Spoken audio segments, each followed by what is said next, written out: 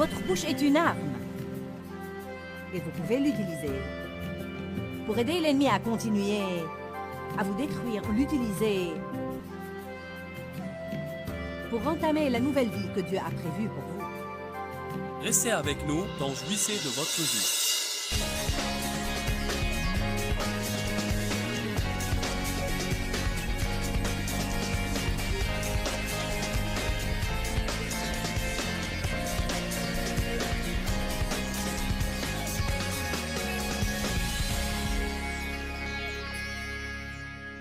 Je veux que vous m'écoutiez aujourd'hui. On est le produit de notre passé, mais on ne doit pas en devenir les prisonniers.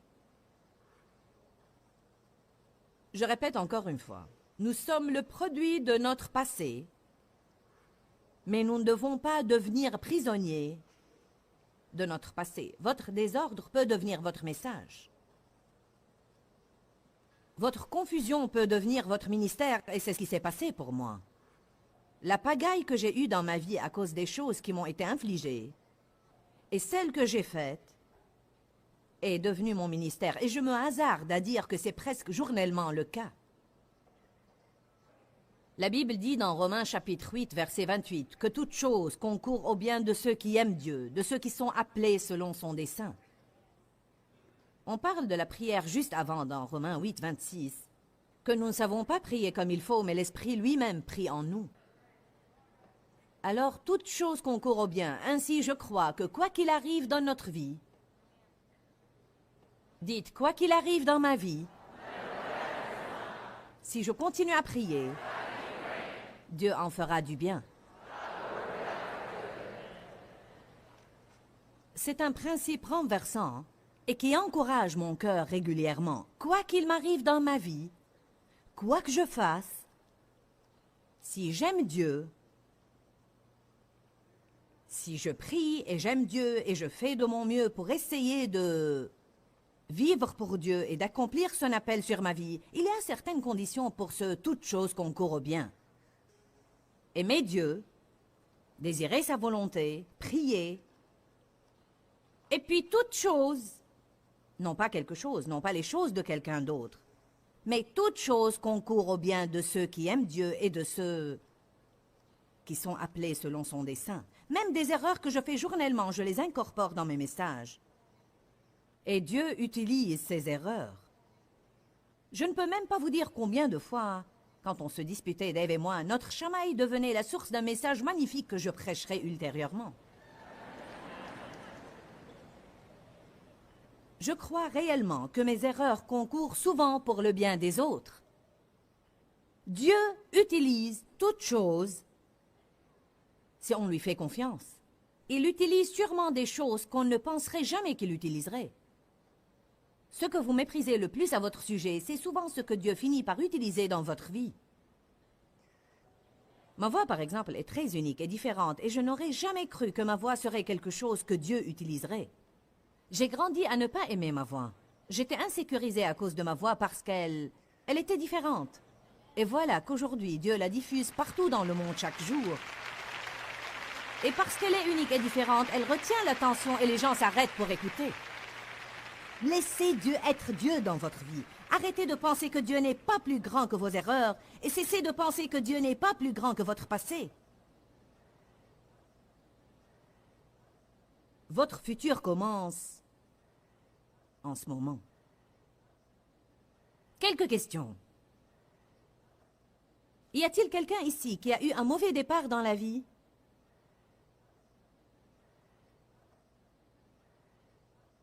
Peut-être avez-vous été abusé, rejeté, abandonné, maltraité d'une manière ou d'une autre. Y a-t-il quelqu'un qui a gaspillé n'importe quelle partie de votre vie?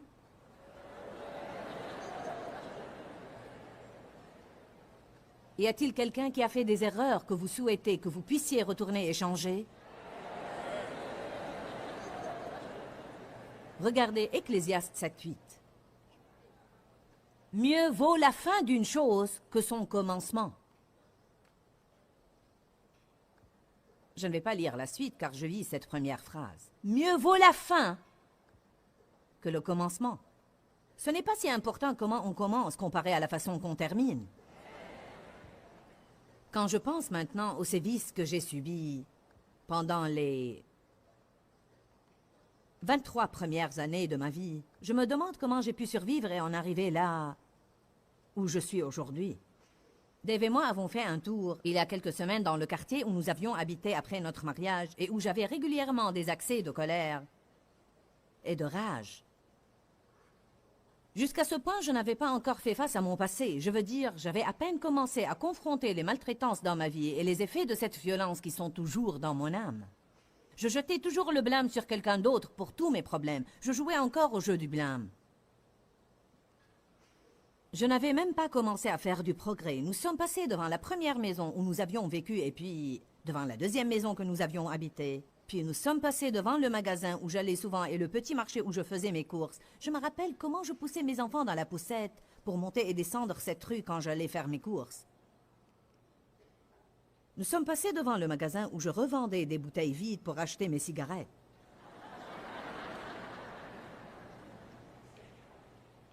Nous avions une voiture, mais nous n'allions nulle part. Nous sommes passés devant le petit salon de beauté, en direction duquel je traversais la rue le vendredi soir pour me faire les cheveux. J'ai dit à Dave, qui aurait jamais imaginé, en ce temps-là, que nous ferions jamais ce que nous faisons aujourd'hui?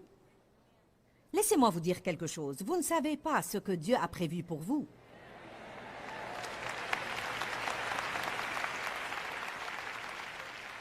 Écoutez-moi aujourd'hui, je veux que chaque personne parte d'ici encouragée.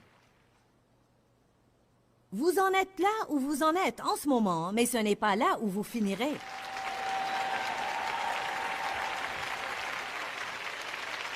Vous avez un avenir. Dieu a un bon plan pour votre avenir. Amen. Allez à Éphésiens 2:10.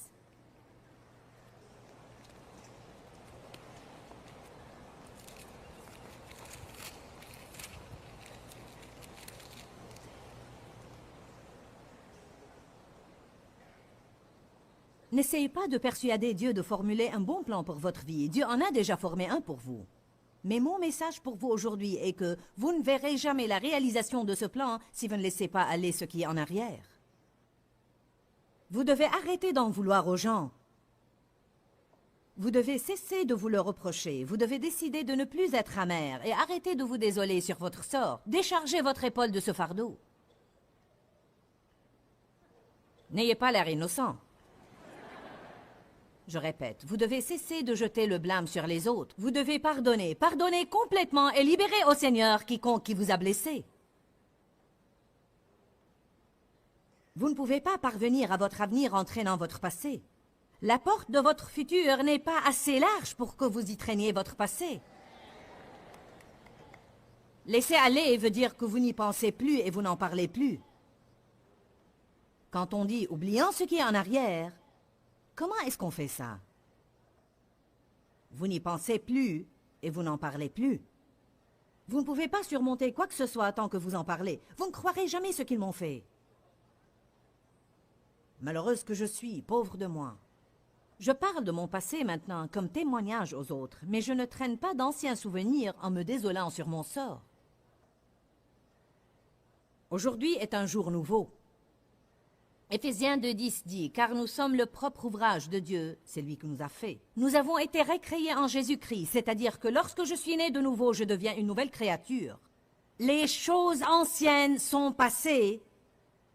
Voici, toutes choses sont devenues nouvelles. » Vous dites, « Mais je n'agis pas encore différemment. Mes finances n'ont pas changé. J'ai toujours mal. » Oui, mais vous savez, vous avez la semence d'une nouvelle vie à l'intérieur de vous. Mais vous devez relâcher ce qui est passé. Vous devez commencer à faire les choses d'une nouvelle manière. Ce qui fait obstacle à ce que les gens entrent leur destin, l'une des choses principales qui font obstacle à ce que les gens entrent leur destin, c'est toutes ces bêtises qu'on sort de notre bouche. Votre bouche est la plus grande arme que vous avez contre l'ennemi. Votre bouche remplie de la parole de Dieu est l'arme principale que vous avez contre l'ennemi avec le nom de Jésus, la puissance de son sang et tout ça. Votre bouche est une arme. Et vous pouvez l'utiliser pour aider l'ennemi à continuer à vous détruire ou l'utiliser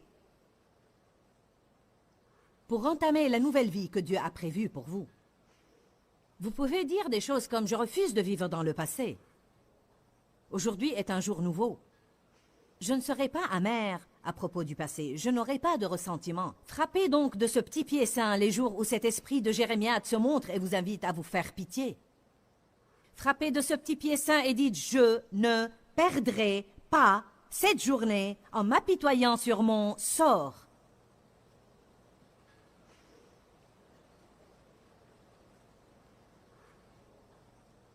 Je ne vous demanderai pas d'ouvrir à ce passage.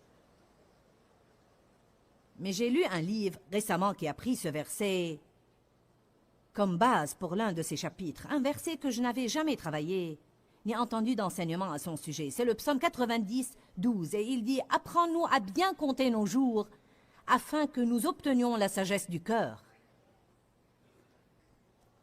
L'auteur, qui est en fait Watchman Nee, disait qu'on doit considérer et compter les jours qu'on a gaspillés et on doit obtenir la sagesse du cœur pour arrêter de faire les choses qui nous ont fait perdre ces jours.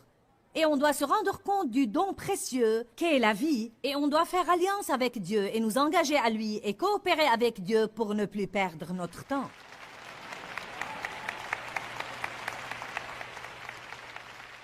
Les premiers temps de notre mariage, Dave et moi, quand je me fâchais, je ne lui adressais plus la parole pendant 3 ou 4 jours d'affilée et parfois des semaines. Je me rappelle une fois que j'étais contrariée pendant 3 jours et je ne lui adressais pas la parole, je m'assombrissais sur mon sort, tout amer envers lui. Il m'a regardé et a dit, « Ne serait-ce pas une honte tragique si Jésus revenait en ce moment et tu as totalement gaspillé le dernier jour que tu as eu ici sur terre? » Dieu n'aime pas le gaspillage. Arrêtons de gaspiller les jours qu'il nous a donnés en étant fâchés, inquiets, amers, irrités, rancuniers, offensés, en nous attristant sur notre sort. Allez, je prêche bien ce matin.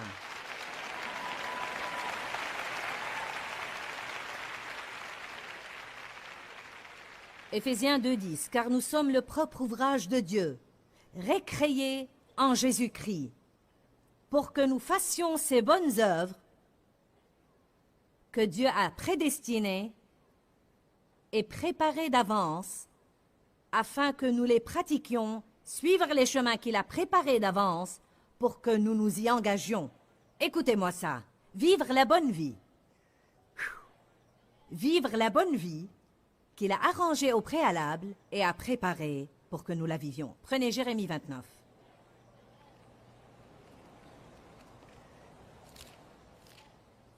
Vous devez souvent être rappelé de ces promesses parce que Satan essaye continuellement de nous dire qu'on n'a aucun avenir. Tous les autres peuvent avoir une belle vie, mais vous jamais. Pourquoi est-ce que les autres sont bénis et pas moi? Vous devez appeler ces choses qui ne sont pas comme si elles étaient. Vous devez dire, Dieu a un bon plan pour moi et je vais vivre ce bon plan. Je vais oublier ce qui est en arrière et me porter vers ce qui est en avant. Non pas vers les mauvaises choses que Dieu a préparées pour moi, mais vers les bonnes choses. Je m'élance et je cours. Courir demande un effort, je cours. Il va falloir identifier certaines choses que vous faites peut-être qui vous font obstacle et laisser tomber ces choses-là. Qui croit que Dieu a de meilleures choses pour vous que ce que vous éprouvez actuellement? Qui est d'accord que votre bouche pourrait être l'un de vos plus grands problèmes? Le deuxième plus grand problème est votre attitude. L'attitude est le tout. Vous avez entendu l'expression « votre attitude détermine votre altitude ». Ça veut dire que votre attitude définit le sommet que vous pouvez atteindre et jusqu'où vous pouvez aller dans la vie. Donnez-moi quelqu'un qui n'est pas très doué, mais qui a une bonne attitude et je travaillerai avec lui n'importe quel jour, plutôt qu'avec quelqu'un qui a toutes sortes d'aptitudes, avec une mauvaise attitude. C'est la même chose avec Dieu. Il peut travailler avec quelqu'un qui a une bonne attitude. Vous n'avez pas besoin d'être compétent. Si vous avez une bonne attitude, Dieu peut vous utiliser. Je sais par expérience personnelle, que vous ne devez pas avoir ce que le monde dit que vous devez avoir pour réussir si vous avez Dieu de votre côté. Dieu choisit ce qui est faible et folie dans le monde pour confondre les sages. Je veux que toutes les multitudes et les millions qui regardent cette émission à la télé comprennent que je ne parle pas simplement à ce public ici dans cette salle, je vous parle à vous. Dieu a un bon plan pour votre vie. Pour votre vie. Il a arrangé au préalable et a déjà préparé un bon plan pour votre vie. Mais vous devez tracer une ligne aujourd'hui et oublier ce qui est en arrière et commencer à vous élancer vers les bonnes choses. J'aime ce que Paul a dit. Je m'élance pour tâcher de saisir. C'est une affirmation ointe si jamais j'en ai entendu une.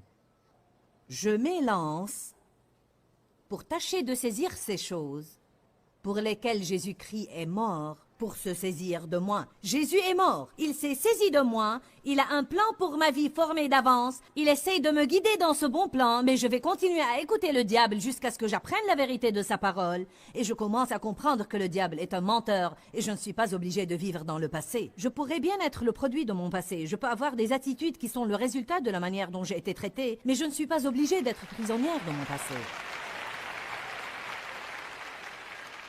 Écoutez-moi maintenant, je ne dois pas être prisonnière de mon passé d'il y a 50 ans, d'il y a 20 ans, d'il y a 10 ans, d'hier ou de ce matin. Vous ne vous rendez pas compte que chaque jour, on fait ce qu'on n'aime pas, ce qu'on ne devrait pas faire, et voilà qu'il se produit quelque chose qu'on ne souhaite pas. Et souvent, quelque chose ne va pas ou tombe mal à propos à 8 heures du matin, et cela devient notre journée. Allons, écoutez-moi. C'est ce que nous devons surmonter. Quelque chose s'est produit à 8 heures, mais il est maintenant 9 heures. Je m'élance.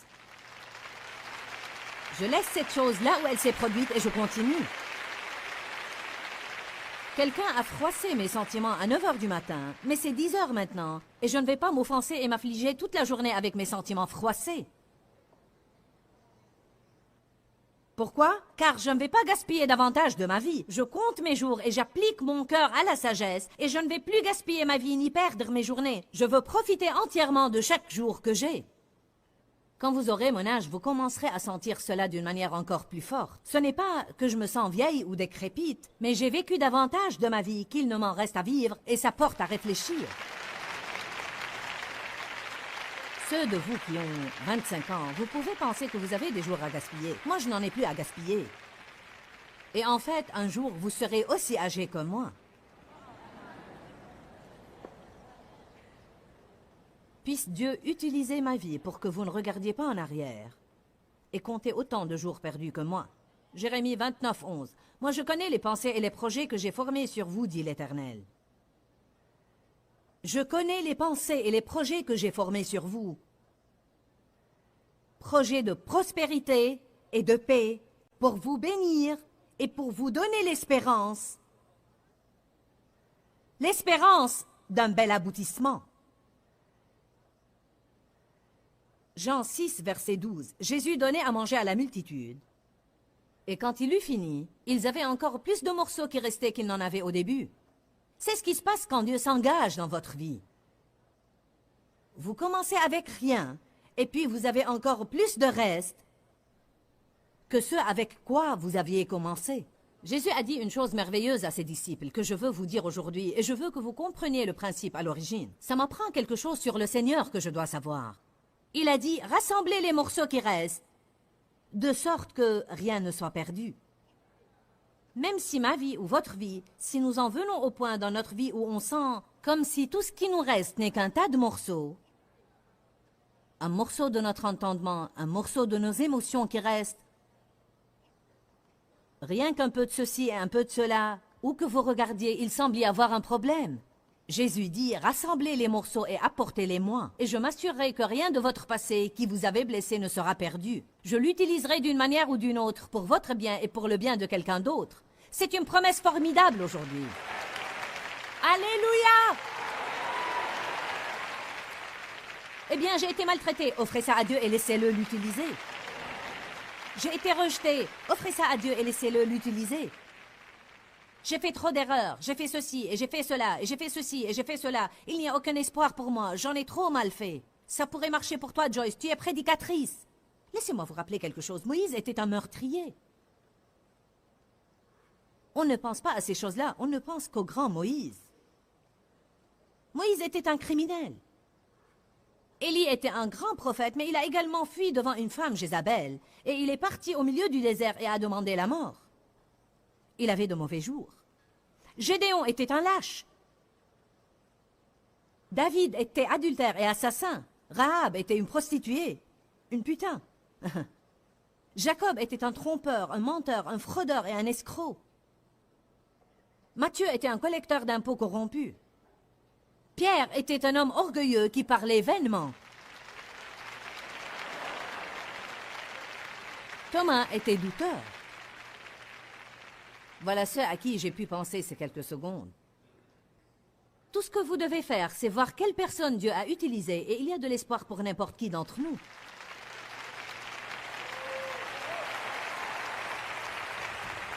Êtes-vous prêts pour cette promesse dans la parole de Dieu?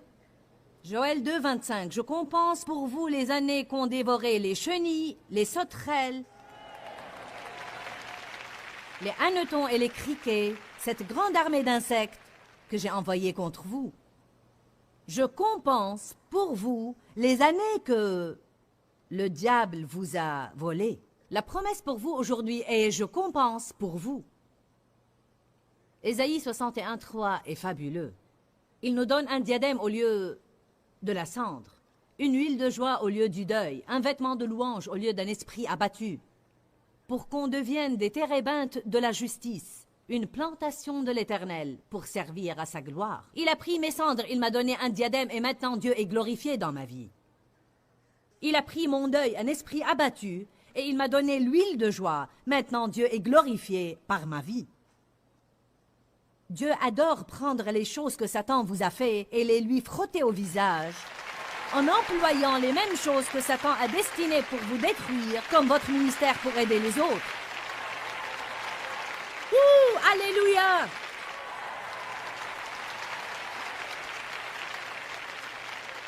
Un prophète a prophétisé à quelqu'un il y a des semaines et lui a dit « Tu as été blessé, tu as souffert. Ton cœur a été brisé. J'emploierai tes meurtrissures pour guérir d'autres personnes blessées. » C'est le plan de Dieu. Comment regagnez-vous le diable? Vous prenez ce qu'il a utilisé pour vous détruire et vous le lui frottez au visage en l'utilisant comme bénédiction pour quelqu'un d'autre.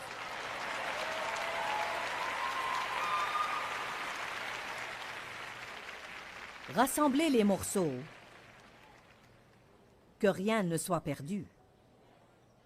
Apportez-moi vos cendres, je vous donnerai un diadème. Mais voilà le problème. Beaucoup de gens veulent le diadème, mais ils veulent garder leurs cendres ici, dans une petite boîte de souvenirs quelque part, pour qu'ils puissent certains jours se désoler et s'affliger toute la journée sur ce que c'était.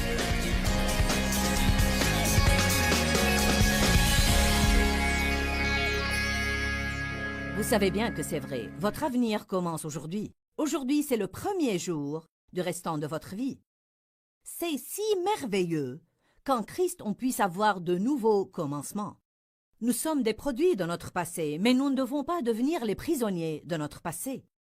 Prenez une décision de cesser de gaspiller vos journées. Ne soyez pas déprimés, découragés, écrasés, désespérés, parce que c'est une perte du temps que Dieu vous a donné. Pourquoi, Seigneur, pourquoi? Dans ce livret, Joyce Meyer nous enseigne à travers la parole comment être délivré de la confusion. Pour obtenir ce livret gratuitement, écrivez-nous à Joyce Meyer, boîte postale 40095-6300 Larnaca, Chypre. Ou bien visitez notre site web www.joycemeyerme.org/fr.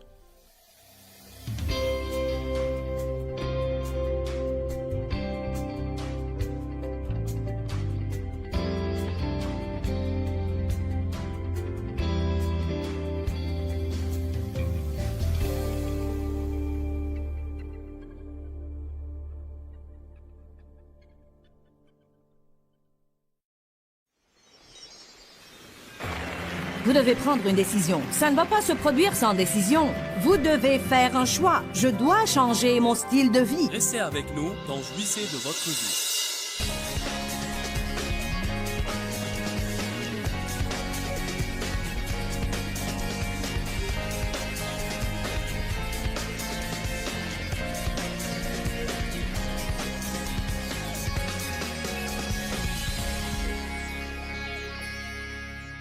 Tout le monde n'a pas quelque chose.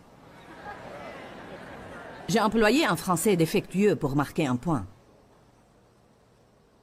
Je n'ai pas ceci et je n'ai pas cela. Oui, mais vous avez ceci et vous avez cela.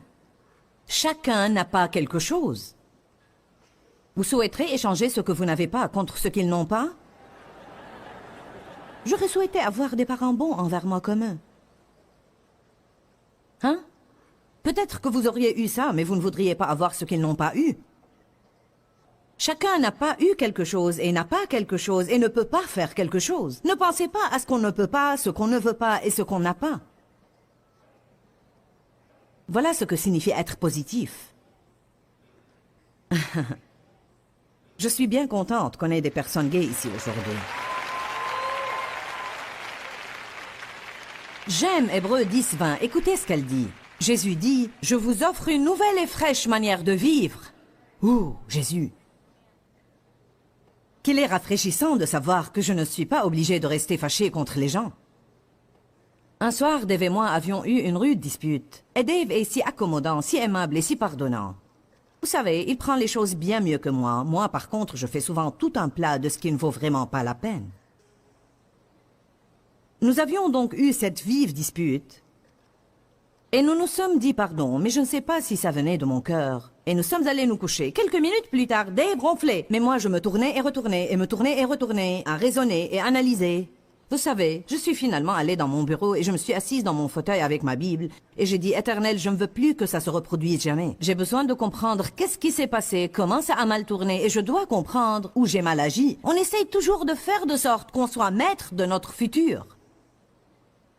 Mais comme ça n'allait nulle part, j'étais déçue et assise là à dire « Éternel, je ne sais pas quoi faire, qu'est-ce que je vais faire, qu'est-ce que je vais faire, qu'est-ce que je vais faire ?» Et l'Esprit Saint m'a dit « Pourquoi tu ne vas pas te coucher et essayer de dormir comme Dave ?»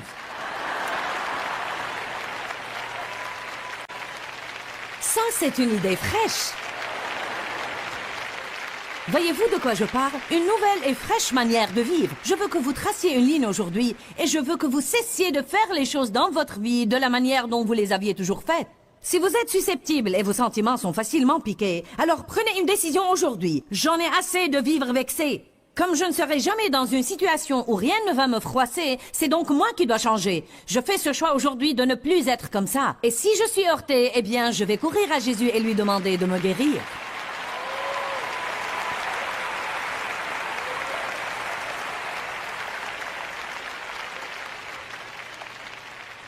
Certains ont besoin d'un nouveau corps. Vous dites de quoi tu parles? Vous vous sentez mal tout le temps. Vous êtes en lutte perpétuelle contre votre poids, vous êtes constamment fatigué, vous avez des maux et des douleurs ici et là et partout ailleurs. Et vous avez foi en Dieu pour un miracle. Ce que vous devez faire, c'est changer votre style de vie. C'est pour vous aujourd'hui. Qui a besoin d'un nouveau corps? On ne peut en acheter nulle part.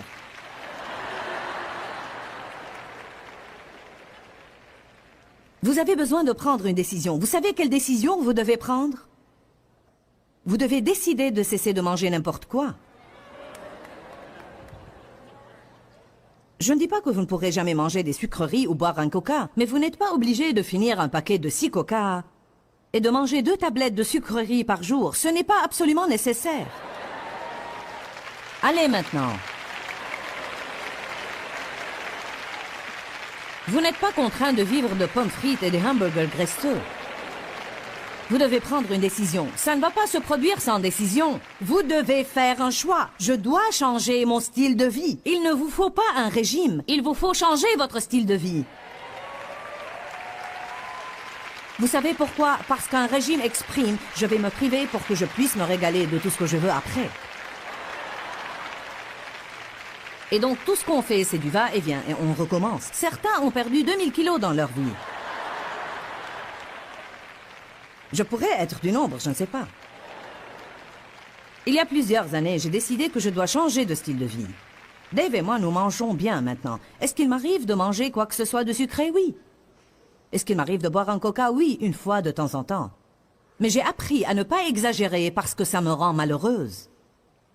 J'ai appris que je ne peux pas vivre de nourriture industrielle et me sentir en forme. Je ne vais pas me sentir en forme si je ne dors pas. Je dois dormir. Certains d'entre vous n'ont tout simplement pas assez de sommeil pour différentes raisons. Se coucher tard le soir, regarder la télévision, de mauvaises habitudes, ou quelle que soit la cause. Je sais qu'il y en a qui n'arrivent pas à dormir, mais même ça pourrait bien avoir comme cause de mauvaises habitudes dans votre vie. Dieu peut donner à ses bien-aimés du sommeil. On a tous besoin du repos, du sabbat. Vous devez avoir un jour par semaine. C'est une loi spirituelle. Personnellement, je ne pense pas que ça doit être un jour particulier. Différentes personnes enseignent cela différemment. Mais moi, je fais partie de ceux pour qui tous les jours sont égaux. Mais je crois qu'il vous faut un temps où vous vous arrêtez, où les choses redeviennent tranquilles, un temps où vous sortez de l'ordinaire, où vous ne faites pas simplement la même chose que tous les jours, la même routine. Vous devez vous reposer et écouter de la musique. Vous devez faire quelque chose que vous aimez, passer du temps en famille, descendre du tapis roulant à un moment donné dans votre vie. Vous devez boire de l'eau et en boire beaucoup. Vous êtes supposé boire la moitié de votre poids d'eau. Certains sont en train de calculer cela et ça vous terrifie. Qu'est-ce que j'ai dit? En onces. Onces, oui. Ce serait drôle si vous essayiez de boire 40 kilos d'eau chaque jour. Ou ce que ça pourrait être. Je voulais dire la moitié de ce que vous pesez en onces. Si vous pesez 50...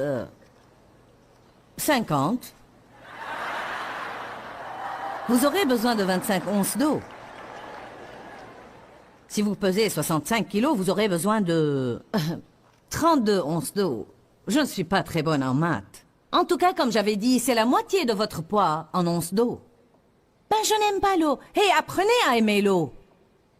Je n'aime pas l'eau, elle n'a aucun goût. C'est ce que Dieu a mis sur terre. C'est la seule chose qui purifie vos reins.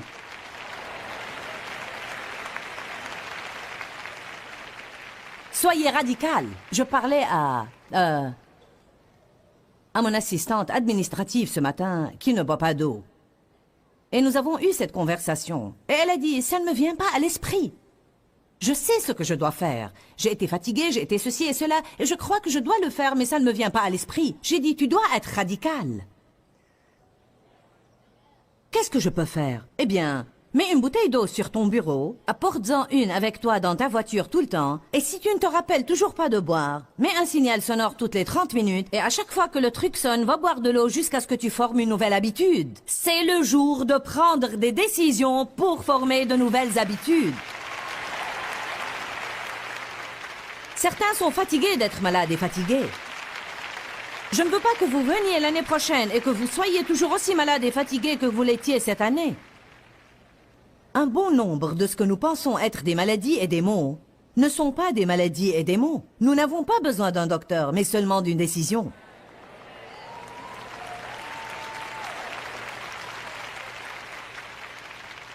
Je vous parle d'expérience parce que je me sentais mal, sans cesse pendant longtemps, et j'ai réalisé finalement que je devais ôter ce stress de ma vie, sinon j'allais mourir. Le docteur me disait, je ne peux rien trouver d'anormal, tu es sans doute stressé. Vous me stressez en me disant que je suis stressée. Ça me rendait folle, je voulais tout simplement qu'il trouve une raison pour ça. Mais l'entière raison, c'était que j'abusais mon corps. Allez, je parle à certains d'entre vous.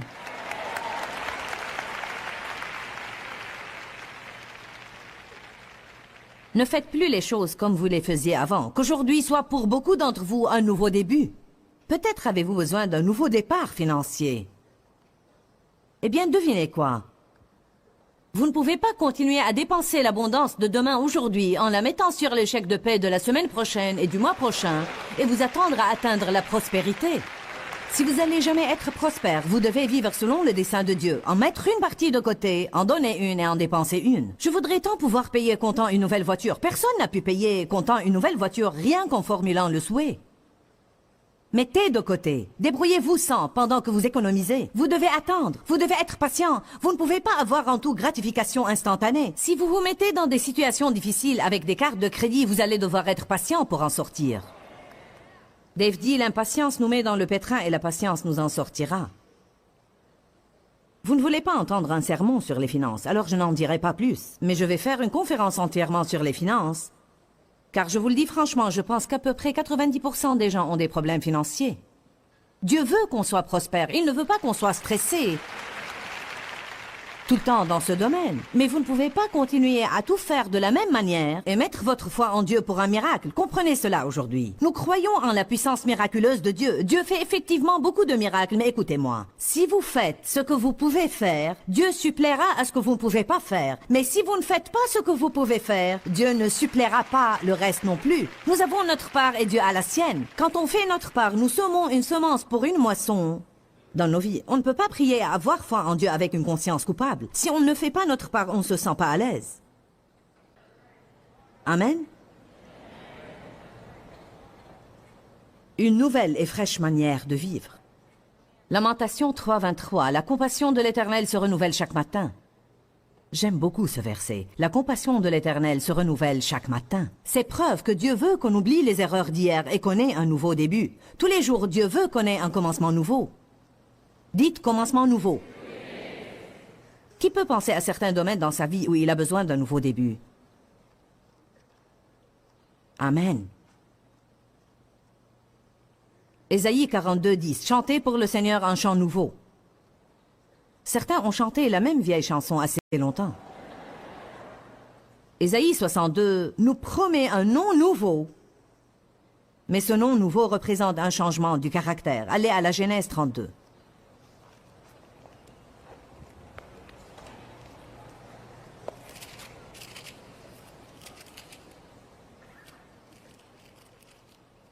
Dites à celui qui est à côté de vous, remercie Dieu que tu n'es pas coincé dans ton passé.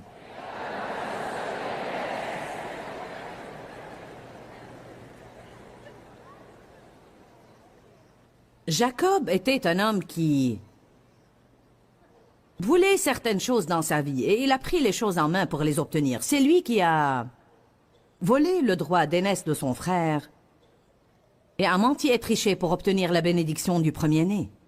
Quand vous vivez comme ça, vous passez toujours votre vie à fuir et à vous cacher. Il a passé les nombreuses années qui ont suivi à fuir et à se cacher de son frère Ésaü, de peur que si jamais il croisait Ésaü, celui-ci le tuerait. Dieu merci, il en a finalement eu assez de courir. Quelqu'un m'a dit il y a quelques années, j'ai couru si longtemps que je me suis finalement croisé. Peut-être que certains en ont assez de courir. Vous êtes fatigués d'essayer de fuir le passé. Parfois, pour surmonter le passé, vous devez lui faire face.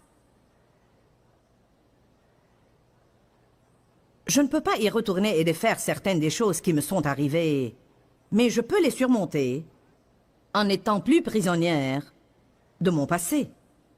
Jacob s'est finalement fatigué de courir. Et Genèse 32:22 nous dit « Il se leva cette même nuit, prit ses 2 femmes, ses 2 servantes, ses 11 enfants et passa le gué de Yabok. » Verset 23.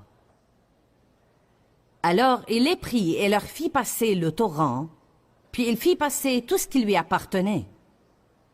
Verset 24. Et Jacob resta seul. Il s'est mis dans une situation où il tâchait de chercher Dieu. Rien de ces choses me satisfait désormais. Autant aller trouver Dieu jusqu'à ce que je sois réaligné. Allez maintenant. Et Jacob resta seul. Un homme lutta avec lui jusqu'au lever de l'aurore. Un homme, homme avec H majuscule. C'était l'ange de l'Éternel, une manifestation de Jésus-Christ lui-même. Voyant qu'il ne le maîtrisait pas, cet homme le frappa à la courbe du fémur qui se déboîta alors qu'il luttait avec lui. Il dit « Laisse-moi aller, car l'aurore se lève. » Et Jacob répondit « Je ne te laisserai pas aller, que tu ne m'aies béni. » L'homme lui dit « Quel est ton nom? »« Quel est ton nom, Jacob? Quel est ton nom? » Et quand Jacob a répondu « Jacob », la Bible amplifiée dit « Dans le choc de la prise de conscience, en chuchotement, il dit « Mon nom est Jacob », qui signifie trompeur, menteur, fraudeur et escroc. Il reprit « Ton nom ». Dieu nous donne un nom nouveau, mais quand il nous donne un nom nouveau, ça représente une évolution du caractère. Ton nom ne sera plus Jacob trompeur, mais tu seras appelé Israël, qui a contesté avec Dieu, car tu as lutté et tu as été fort contre Dieu et contre les hommes et tu as été vainqueur. C'est incroyable comme histoire si vous y pensez, parce que Jacob représente exactement ce dont je parle. Il a eu un passé pénible. Il a fait des choses vraiment stupides. Il a pris la fuite et s'est caché, il essayait de faire les choses à son idée. Il s'est finalement dit « Je dois trouver Dieu ici ». Même si je dois tout laisser, je dois trouver Dieu.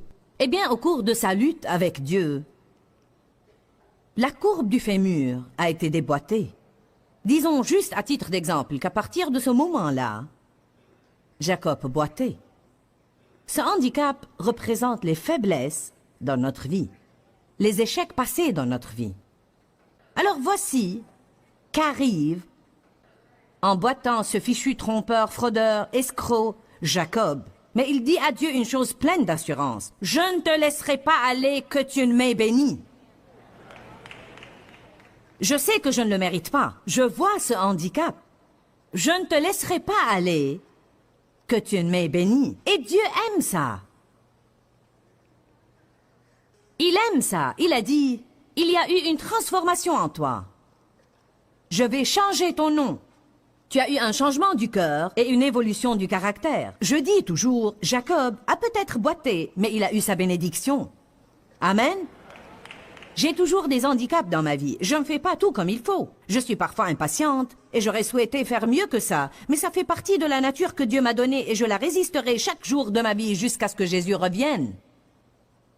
J'ai un handicap, oui, mais je suis bénie. Ne permettez plus que vos problèmes passés, ne permettez plus que vos échecs vous détournent des bénédictions d'aujourd'hui. Amen. Que tout le monde dise « Je suis béni ». On a la promesse d'un nouveau ciel et une nouvelle terre. La Bible nous exhorte de renouveler notre intelligence, d'avoir une fraîche attitude. Jésus nous a donné un commandement nouveau. Matthieu 9, 17 dit qu'on ne peut pas mettre du vin nouveau dans de vieilles outres. Vous ne pouvez pas mettre la nouvelle vie dans de vieilles idées et de vieilles attitudes. Y a-t-il quelqu'un ici aujourd'hui qui peut penser au moins à une mauvaise attitude à laquelle il doit renoncer? Certains d'entre vous font... C'est la première chose à abandonner. Je suis sérieuse, car vraiment, ce que je veux dire par cela... c'est « je ne veux pas que quiconque sache ». Je ne veux pas faire face à ça. Mais si je disais « qui veut être béni ?» Moi, ouh, gloire. Ah oui, tout ce langage du corps révèle quelque chose sur nous. Vous serez stupéfiés de la réaction des gens, combien les gens deviennent agressifs s'il s'agit d'une bénédiction pour eux. Mais quand il s'agit de faire face à une question de notre vie... Allez, allez maintenant. Je répète encore une fois, y a-t-il quelqu'un ici qui peut penser à une mauvaise attitude à laquelle il doit faire face et l'affronter et s'en débarrasser? Amen, c'est bien. Parce que maintenant vous dites, je suis prête Seigneur à faire face à ça. Je suis prête à lutter. Je suis prête à tout laisser de l'autre côté du gué et le franchir pour lutter avec toi. Je pourrais m'y déboîter la hanche, mais je m'en irai boitant avec ma bénédiction. Alléluia.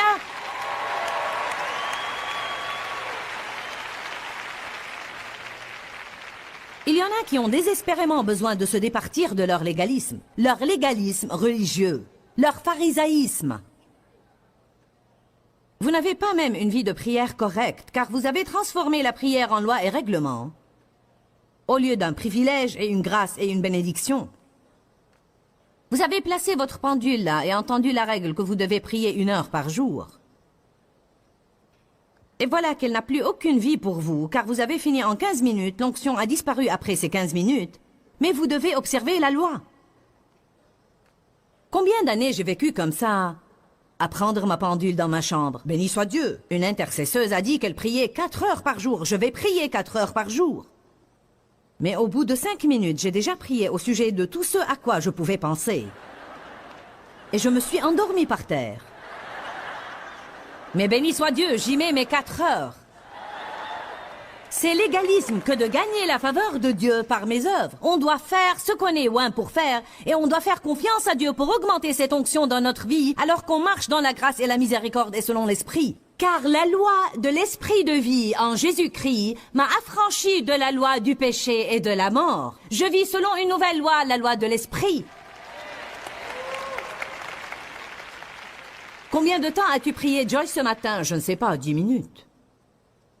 Tu veux me dire que tu es venu ici pour mener cette réunion et tu n'as prié que 10 minutes? Oui.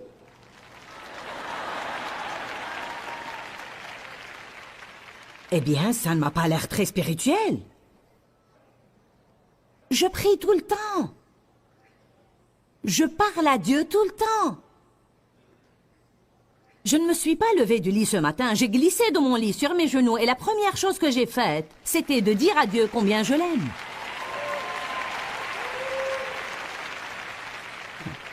Laissez-moi vous dire quelque chose, les esprits religieux ne pourront pas l'accepter. Savez-vous pourquoi je n'ai pas prié longtemps ce matin? Je suis fatiguée.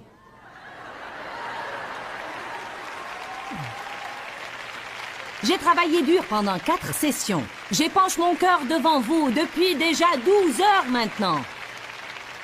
3 heures jeudi soir, 3 heures vendredi matin, 3 heures vendredi soir, 3 heures samedi matin. J'ai pris l'avion pour venir ici, je prends l'avion pour rentrer, je fais ma valise, je la défais. Ça fatigue, et quand je suis fatiguée, je ne me sens pas l'envie de prier 2 heures. Et Dieu comprend cela. Et mon onction ne repose pas sur le nombre d'heures que je prie par jour.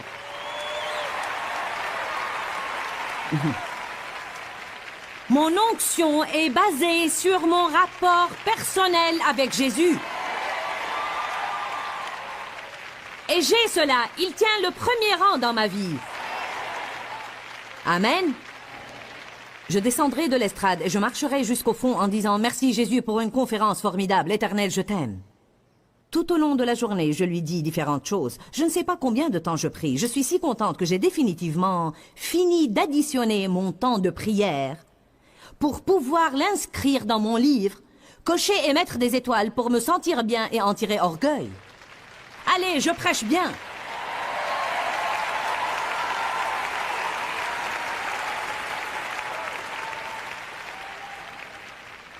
Prêt pour une autre confession? Je n'ai même jamais lu la Bible en entier.